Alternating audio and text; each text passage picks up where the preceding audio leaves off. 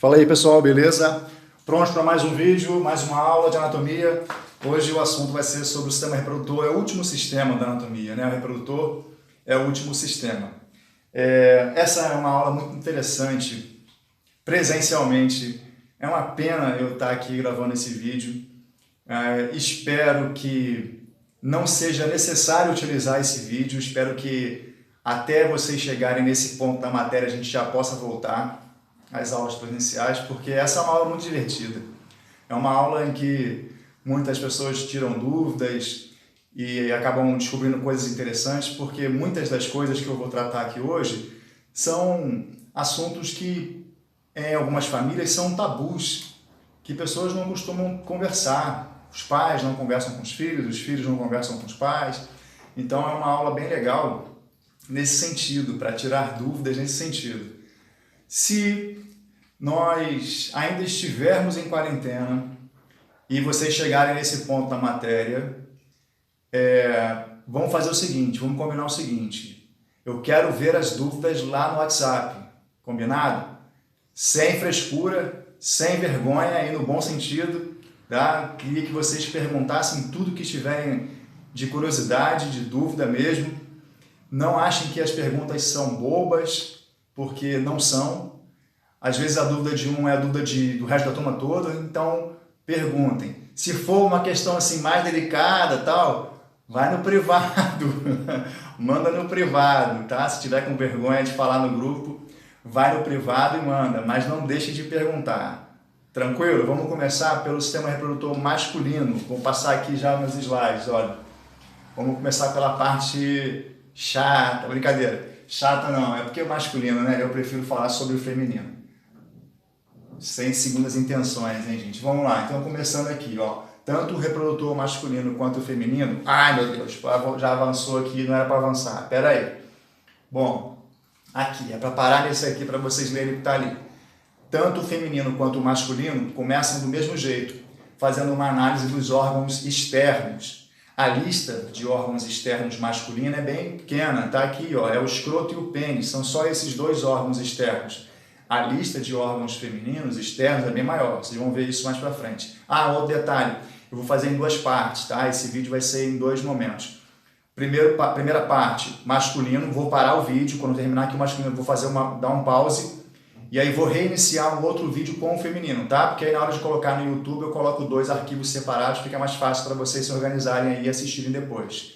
Combinado? Então agora vai ser o masculino, vou parar, depois volto no feminino. Mas eu vou gravar tudo logo hoje, tudo bem? Para vocês não faz diferença quando que eu estou gravando, né? Mas eu vou fazer logo tudo de uma vez. Beleza? Então olha só, órgãos masculinos externos, o escroto e o pênis, são só esses dois. Porém, há muito o que se falar sobre esses dois. Vamos começar então a análise pelo escroto. Primeira coisa que eu já digo sobre esse órgão, o nome é feio pra caramba, né? A gente conhece como saco, né? Mas saco é errado falar saco. Saco é um termo popular, tá? Mas escroto é o termo correto, porém é um termo feio pra caramba, né? A gente usa até como um xingamento, né? É engraçado isso, né? A gente usa como um xingamento. Mas é uma palavra feia, mas é a palavra certa, é a palavra técnica que define esse órgão. O escroto, então, é uma bolsa externa que fica anexa ao corpo do homem, pendurada, né, ao homem, anexo a ele. Ela é sustentada pelo púbis, é uma continuação da parede abdominal e fica localizada atrás do pênis. Espera aí, não é abaixo do pênis? Não. Observe o seguinte, gente, olha só. Imagina aqui, tá? Meu controle remoto aqui, ó. A referência para a gente localizar o pênis e o escroto é com o pênis flácido, ó, o pênis apontando para baixo. Então, ó, olha aqui o escroto daqui tá, ó. O escroto está atrás, mais pertinho, ó. Aqui, ó, o escroto está atrás do pênis, atrás, porque a referência é com o pênis flácido. Não é assim, ó, com o pênis ereto, tá? Ó, pênis flácido, aí o escroto fica atrás. Ele é posterior ao pênis, tá legal? Ele é dividido no meio por um septo. E aí esse septo dá origem a dois sacos. Aí sim o termo saco é utilizado, porque são dois sacos. Cada escroto tem dois sacos, tá? E aí cada um dos sacos abriga um testículo e um epidídimo. Testículo todo mundo sabe o que é. epidídimo, vão saber um pouquinho mais para frente, tá legal? Então é isso, olha. Ele está localizado atrás do pênis, dividido por um septo, e o conteúdo do escroto é o testículo e o epidídimo. Cada saco abriga um testículo e um epidídimo. Vamos lá, vamos seguindo aqui com o escroto. Bom, embaixo, logo abaixo da pele do escroto, há fibras musculares lisas. A pele, tanto do pênis quanto do escroto, ela costuma ser mais fina do que do resto do corpo e também mais pigmentada, mais escura. Isso é normal. Não é uma regra, mas é normal. Se for, tudo bem. Se não for, ótimo também. Mas logo abaixo da pele tem fibras musculares lisas. E vocês sabem que músculo liso é aquele involuntário, aquele que contrai sozinho.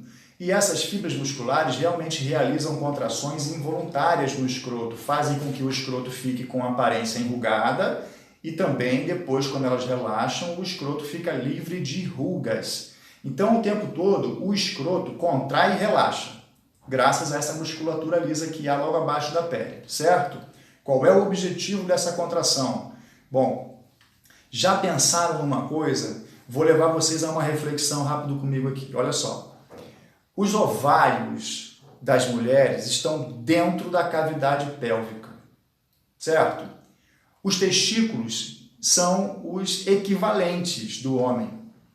Por que, então, que os ovários ficam dentro do corpo da mulher e os testículos ficam do lado de fora? Alguém já tinha pensado nisso? Tem um propósito para isso. Não é uma coisa assim estética, até porque não é nada bonito, né? Aquele negócio balançando lá embaixo, né? Não é nada bonito. Então não é estética. O objetivo não é estético, deixar para fora. Qual é o objetivo então de colocar os testículos numa bolsa externa, numa bolsa anexa? Tem tudo a ver com a temperatura corporal. Olha lá que legal. Nossa temperatura média é em torno de 36, 37 graus, certo? Essa é a temperatura média corporal normal, tá? Essa temperatura corporal normal é quente demais para os testículos, para a produção dos espermatozoides que ocorre no interior de cada um deles. Cara, então ele precisa de uma temperatura pelo menos 1 grau mais baixa do que a temperatura corporal, em torno de 35, dependendo da pessoa, até 34 graus. 1 grau mais baixo do que a temperatura corporal. E aí, é para isso que ele é colocado numa bolsa externa. Separado do corpo do homem, ele consegue então ficar numa temperatura mais baixa do que do resto do corpo. Porém, quando há uma queda de temperatura ou corporal ou externa no meio ambiente, quando está frio demais lá de fora, né, no meio ambiente, ou quando a própria pessoa está com uma temperatura mais baixa, aí o que o escroto faz? Ele contrai, enruga e traz os testículos de novo para encostar no homem, para encostar no corpo, no períneo. Assim, ele consegue equilibrar a temperatura. Se está frio demais, ele enruga, encosta os testículos no períneo, aquece os testículos. Se está quente demais, ele relaxa, afasta os testículos do períneo e resfria. Dessa forma, ele controla a temperatura. Demais isso, né, gente? É um mecanismo que a gente nem percebe, a gente nem dá bola, a gente sabe o que acontece, né? A gente vê lá que o escroto se mexe. Parece que está algo vivo dentro dele, né? Parece que tem vida própria, contrai na hora que quer, né? Beleza, mas o objetivo é esse, é controlar a temperatura do interior dos testículos para que haja uma melhor produção de espermatozoides. Fantástico, né? Fantástico. O corpo humano é uma máquina perfeita, fantástica. Vocês sabem, né? Sou fascinado pelo corpo humano por muitos detalhes, inclusive esse. Legal? Parece uma bobeira, mas é incrível, eu acho. Bom, então, ó, fibras musculares lisas, contração, tem tudo a ver com a temperatura. O escroto fica enrugado, com o objetivo de manter ideal a temperatura no interior dos testículos para que haja a melhor produção de espermatozoides. Se for quente demais, não há produção. Eles morrem. Show? Então esse é o objetivo dessa contração, tá? Agora, existem outros momentos em que o escroto também dá uma contraída. Muitos alunos já me relataram isso assim, professor, durante a relação sexual eu percebo que o escroto contrai. Pô, acontece às vezes sim também, tá? Em situações de medo, de tensão emocional, também ele contrai. Agora, essas contrações, nesses dois momentos separados, diferentes, elas têm outro objetivo. Na situação de medo, é realmente uma proteção. É para guardar esses órgãos, para não deixá-los expostos, né, para uma lesão. Né? Quando você está diante de uma situação de perigo, teu corpo todo reage de maneira a te proteger. Tá? Então, essa contração que ocorre aí é por proteção. Aí não tem a ver com a temperatura, não. Tá legal? E durante a relação sexual, a gente também tem muito a ver com o movimento, né, que o corpo faz. Então, é normal que haja essa contração. Até mesmo nesse momento está acontecendo produção de espermatozoides também, né? O nosso corpo se aquece nesse momento, então há uma mudança de temperatura, uma mudança hormonal. Então, tudo isso causa alterações também lá no escroto. Beleza? Show? Vamos passar então para o próximo assunto. Olha aqui a imagem. Um escroto dividido no meio por um septo, formando dois sacos, cada saco com um testículo e um epidídimo. Por que a diferença ali, né? Olha só, um está dissecado e o outro não está dissecado, tá? O que está branquinho está dissecado, sem as suas camadas superficiais. Do outro lado não foi dissecado, tá? Com as túnicas. São duas camadas que revestem os testículos. Tá legal? Então aqui é um lado dissecado e o outro não. O que mais? Essa outra imagem interessante é uma vista lateral que é para comprovar a posição do escroto em relação ao pênis. Pênis flácido, escroto posterior. Tá legal? A referência não é com o pênis ereto, com o pênis flácido. Então o escroto é posterior ao pênis. Maravilha? Ó, testículo, epidídimo. É esse negocinho ali em cima do testículo. Parece um peixinho. Um negócio estranho. Ai, meu Deus, ligaram uma máquina aqui, gente. Uma furadeira aqui, não sei, meu vizinho. Espero que não esteja atrapalhando muito vocês aí. Vamos lá. Bom, agora vamos falar do outro órgão externo, né? O pênis, ele é o órgão masculino da cópula. O que é copular? É o ato sexual. Copular é a relação sexual, tá? Então ele é o órgão masculino que permite que isso aconteça. É o órgão masculino da cópula. Ele é um órgão flácido quando não estimulado. Na maior parte do tempo, então, o pênis ele é flácido, com os momentos de ereção, né? Eu digo de brincadeira, tem seus momentos de alegria, mas ele naturalmente é flácido. Também está suspenso pelo arco púbico. Há ligamentos que fixam o pênis no arco púbico. Todo mundo lembra o que é o arco púbico, né? A parte óssea do quadril. E ele é dividido em 3 colunas de tecido erétil. Essa é uma pergunta frequente em sala de aula. Do que é formado o pênis? O pênis é um músculo? O pênis é um nervo? Olha só, até nervo eu já ouvi. O pênis já ouvi diversas coisas absurdas até em relação ao tecido que é o pênis. O que é então o pênis? Não é músculo, lógico, e não é lógico, não é músculo, mas ele é formado por um tecido especial que só há nele mesmo, que é chamado tecido erétil. São essas 3 colunas. Tá? Tecido erétil é um tecido capaz de ficar ereto quando está repleto com sangue. É o sangue, é a irrigação sanguínea que faz o pênis aumentar de tamanho, tanto em diâmetro quanto em comprimento. É a irrigação, é o sangue entrando e preenchendo uns espaços chamados de seios cavernosos. É como se fosse uma esponja absorvendo um líquido. Ela incha, tá? Ela vai aumentando de tamanho. É o mesmo, o pênis é como se fosse uma esponja que absorve sangue. E aí, ao absorver sangue em alta pressão, ele vai mudando da sua condição de flacidez para a condição de rigidez. Ele fica ereto, rijo. Tá legal? Das 3 colunas, elas têm nomes diferentes, já eu falo delas, tá? Então, o pênis é formado por um tecido chamado erétil. Tecido erétil é aquele capaz de ficar ereto quando preenchido, quando repleto de sangue, tá? Agora, é necessário que haja a estimulação desse órgão, né? Então, quando há um estímulo, aí o pênis fica ereto. Mas para o homem, gente, isso é até engraçado de se falar, né? Porque para o homem, quase qualquer coisa é estímulo, né? A gente tem estímulos visuais, tátil, o toque, né? Uma coisa que estimula o pênis, pensamento, Mas tem horas que há contrações sem nenhum estímulo assim aparente, sabe? Ereções meio que involuntárias, tá? Então não briguem aí com seu namorado, cônjuge, marido, noivo, sei lá. Não briguem se ele estiver dormindo com o pênis ereto. É normal ter ereção noturna, ereção matinal, tá? Então não vão achar que é safado, tá pensando besteira, não. Às vezes acontece sem que a gente tenha o controle. A ereção é involuntária. Ela ocorre a partir de estímulos, tá? Mas às vezes a gente não sabe, não tem consciência de algum estímulo e ela acontece, a ereção acontece sem que a gente queira, beleza? Vamos ver então essas colunas. Olha só, as colunas são chamadas, duas delas, são três, né? Duas são iguais e são chamadas de corpos cavernosos. A terceira coluna é chamada de corpo esponjoso. Tá legal? Então essas são as três camadas, três colunas que compõem o pênis, beleza? Duas são iguais, corpos cavernosos.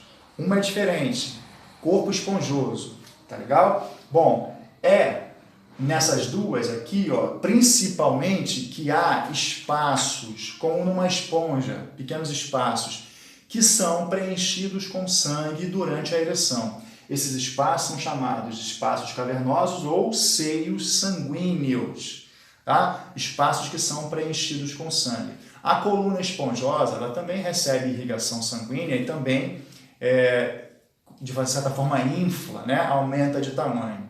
Mas isso ocorre principalmente nas colunas chamadas de corpos cavernosos, tá legal? Na primeira aqui, ó. Tem uma imagem disso? Acho que tem sim. Ó, beleza, tem sim.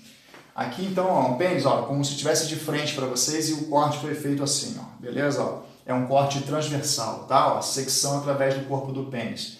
Nessa imagem que vocês vão receber aí o slide, vocês vão poder observar com clareza uma, duas, três colunas, tá? Três colunas que compõem o pênis. As duas de cima são os corpos cavernosos. Percebam que ela é cheia de furinhos. A de baixo, que tem um furo maior, um orifício maior, é o corpo esponjoso. E esse furo maior é a uretra.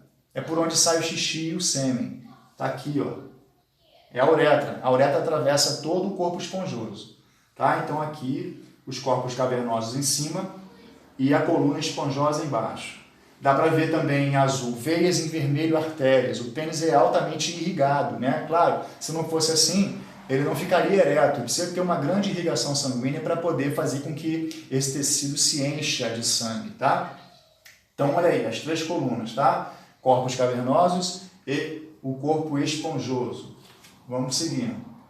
Bom, a coluna esponjosa, tá aqui, ó. A coluna esponjosa, na ponta, que é chamada de extremidade distal do pênis, ela se expande, ela aumenta de tamanho. E ela dá origem, ela forma a glande do pênis. O que a gente conhece como glande do pênis? Cabeça. A gente chama de cabeça do pênis, tá? Então é a glande, e é com L mesmo, tá, gente? Por favor, hein? Não é grande, não. É glande, tipo cebolinha, tá? Glande. A glande é a cabeça do pênis. Ela é formada, então, pelo mesmo tecido que forma a coluna esponjosa, tá? Uma daquelas três colunas. Ela se expande e forma a glande. É na glande que está o ósteo externo da uretra, que é a abertura externa da uretra, né? Por onde a gente vai eliminar tanto a urina quanto o sêmen, né? No homem, a uretra serve para dois sistemas, tá? Como eu falei agora há pouco, a pele do pênis e do escroto, ela é mais fina e mais pigmentada que do resto do corpo. Pode ser que seja mais escuro em alguns casos, mas nem sempre é. Tá bom? Bom, agora, essa pele, na ponta, na extremidade distal do pênis, essa pele costuma se dobrar sobre si mesma. Faz assim, ó, se dobra sobre si mesma e ela costuma recobrir a glande, tampar a glande, cobrir totalmente a glande.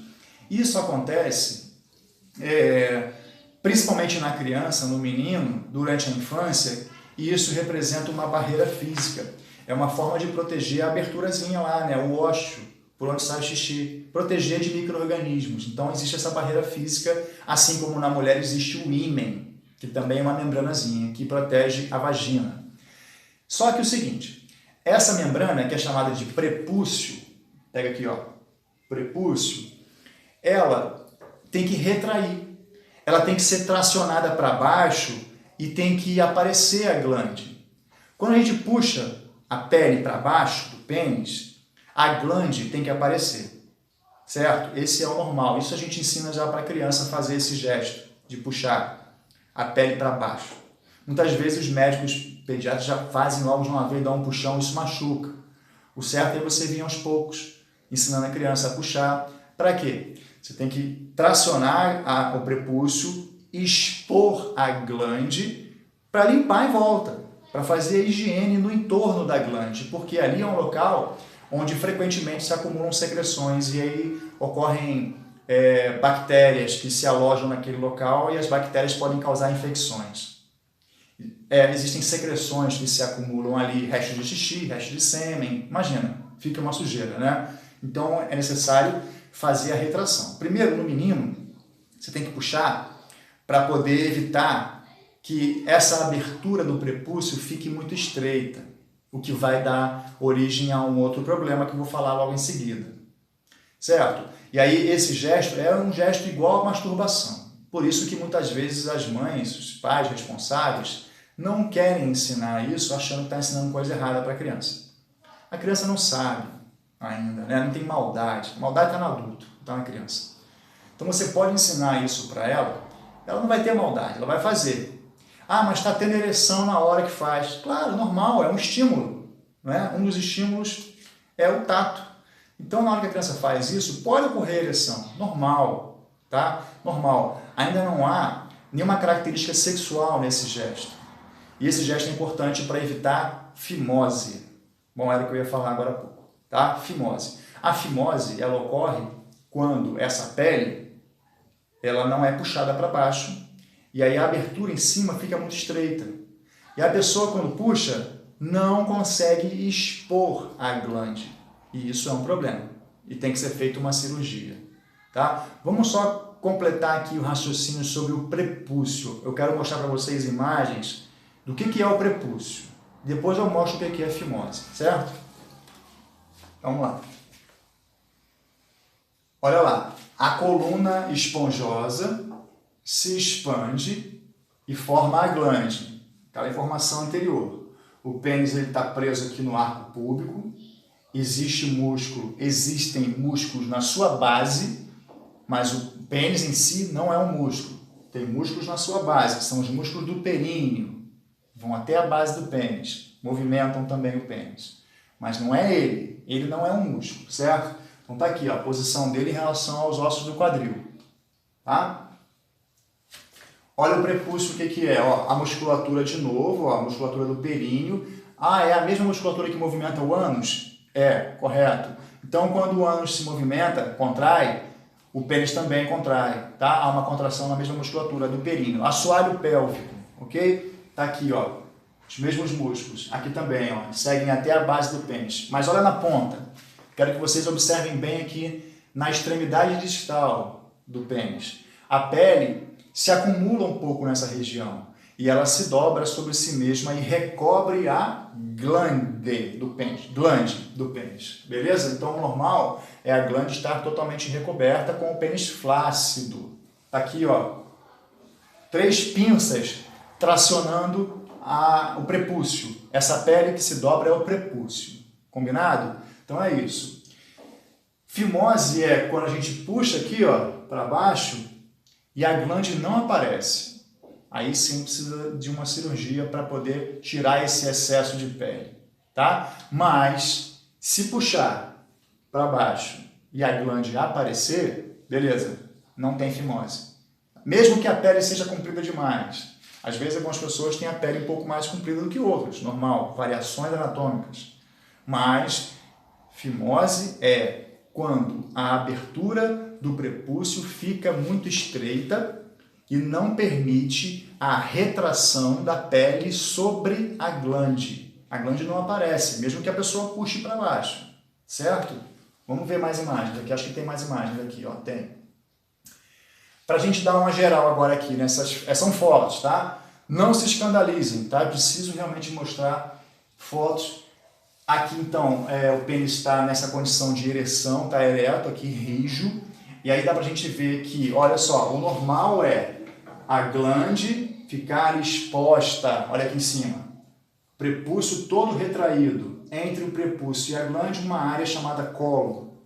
Na vista lateral também, prepúcio retraído, a glande exposta. Na glande, o ósteo externo da uretra, o furinho por onde sai o xixi.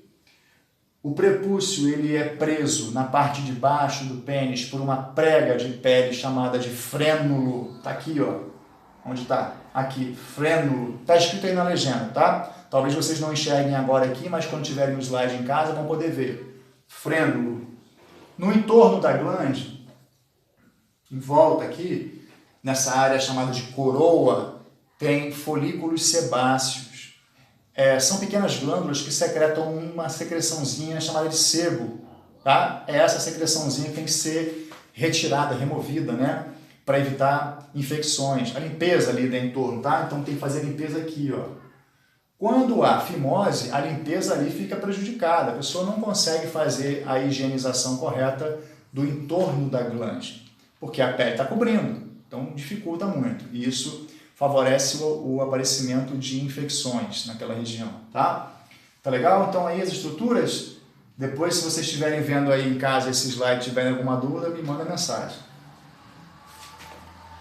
Olha então, a fimose. Para a gente concluir, vou mostrar umas imagens, tá? De fimose. 3 casos de fimose, diferentes casos, beleza? Ó, a fimose ocorre quando a abertura do prepúcio fica estreita demais e não permite a retração, ó, não retração da glande, tá legal? A pele não baixa, não abaixa, e aí você não consegue limpar. Isso dificulta a higienização, favorece o acúmulo de secreções que causam infecções. Qual é a cirurgia que remove então esse acúmulo de pele? Tá aqui, ó, circuncisão.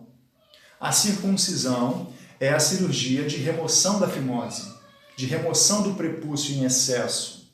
Tá? Ela é feita em casos de fimose. Tá? As pessoas que estão com esse problema então fazem essa cirurgia para a remoção do prepúcio. Mas há outras pessoas que fazem a circuncisão por uma questão cultural e religiosa, que são os judeus. Isso então é a característica da comunidade judaica. Todo menino judeu ele é circunciso ou circuncidado logo após o nascimento. Tá? Isso é não vou entrar agora nesse detalhe, mas é uma história que está lá na Bíblia, se vocês quiserem pesquisar. Foi um pacto que houve entre Deus e Abraão. É fácil achar essa história na internet, mas os judeus eles carregam essa tradição até hoje. Então, todo judeu é circunciso ou circuncidado. O que é isso?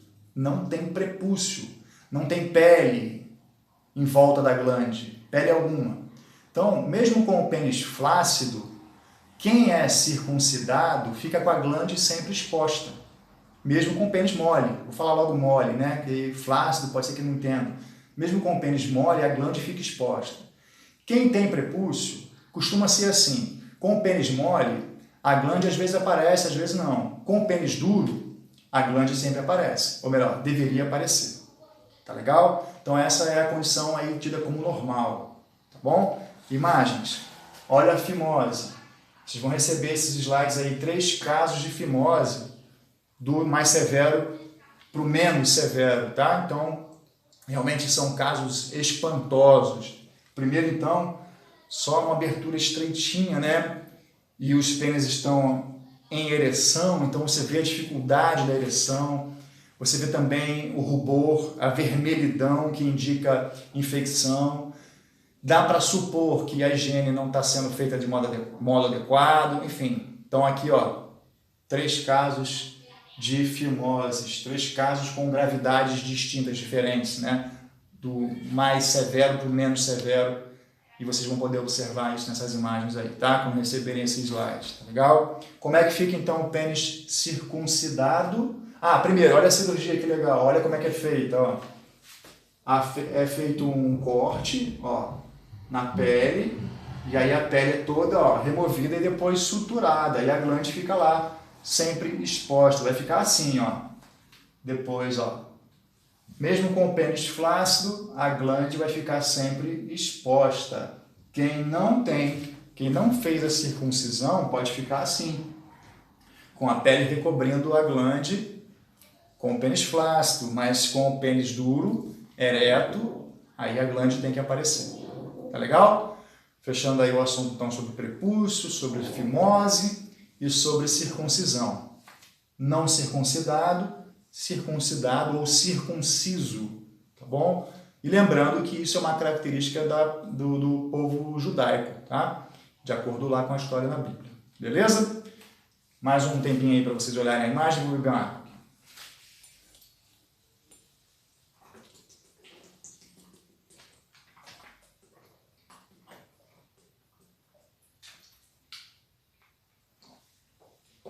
Como que ocorre então a ereção, né? Vamos ver. Fisiologicamente, a ereção ocorre com o estímulo sexual primeiro. Tem que ter algum estímulo, seja visual, seja tátil, seja pensamento, alguma coisa tem que acontecer, certo?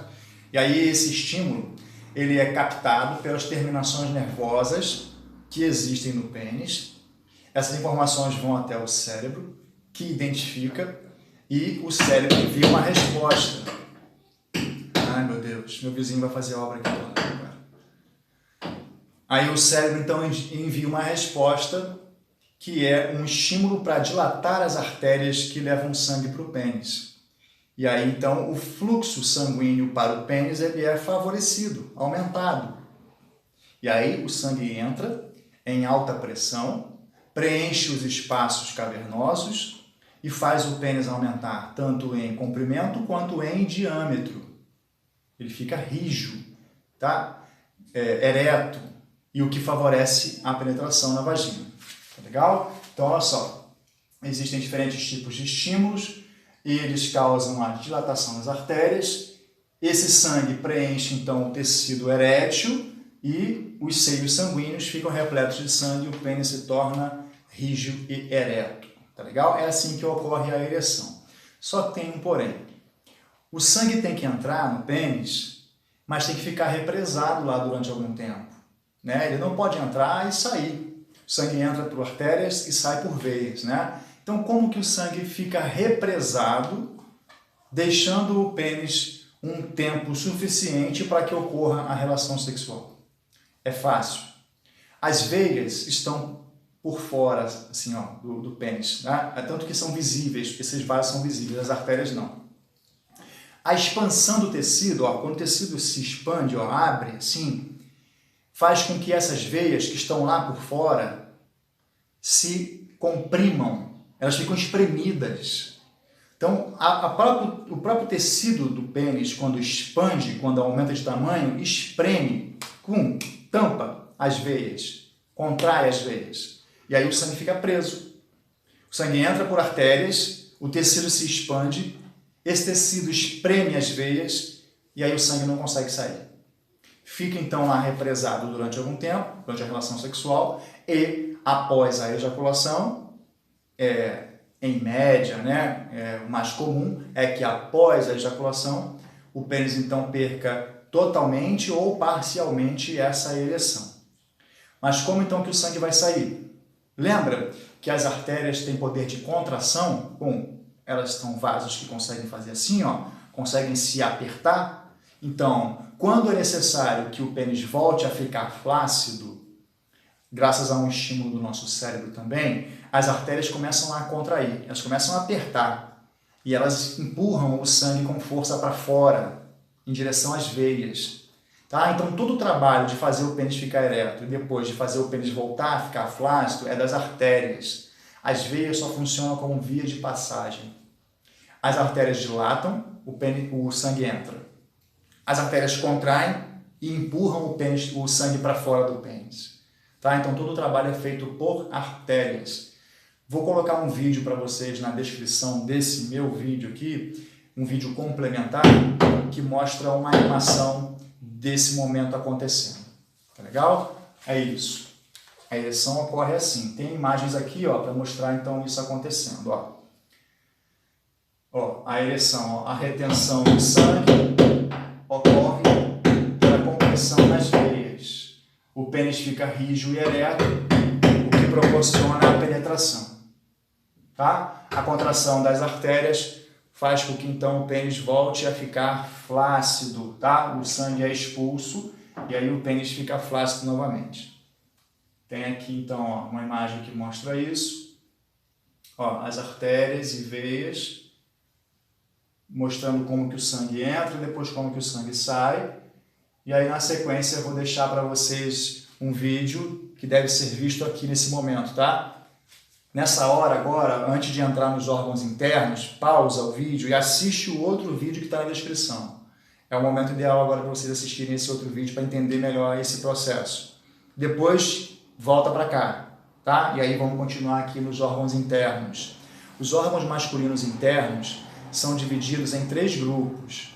O grupo das gônadas, o grupo dos ductos ou os canais e o grupo das glândulas acessórias. Tá?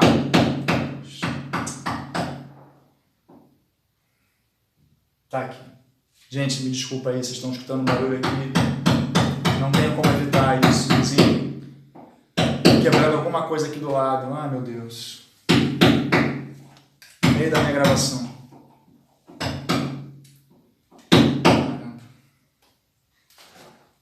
Bom, vamos tentar aqui, seguir. Aqui em cima, as gônadas, os testículos, os canais, são 3.